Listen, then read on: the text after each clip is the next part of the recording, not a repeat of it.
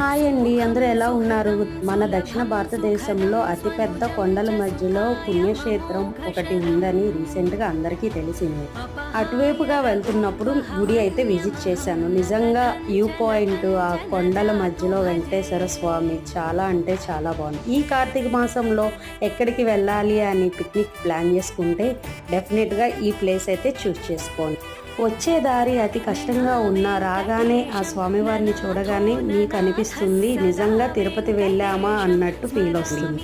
చాలా దూరమైనా సరే మనసు ప్రశాంతంగా అనిపిస్తుంది. చూసారా, అనంత వెంకటేశ్వర స్వామి దేవాలయం అయితే ఇంకా కడుతున్నారు. జనాలు అయితే చాలా ఎక్కువ మందే వస్తున్నారు, దర్శించుకున్నారు. స్వామివారిని చూడగానే తిరుపతిలో వెంకటేశ్వర స్వామిని చూసినట్టే అనిపించింది.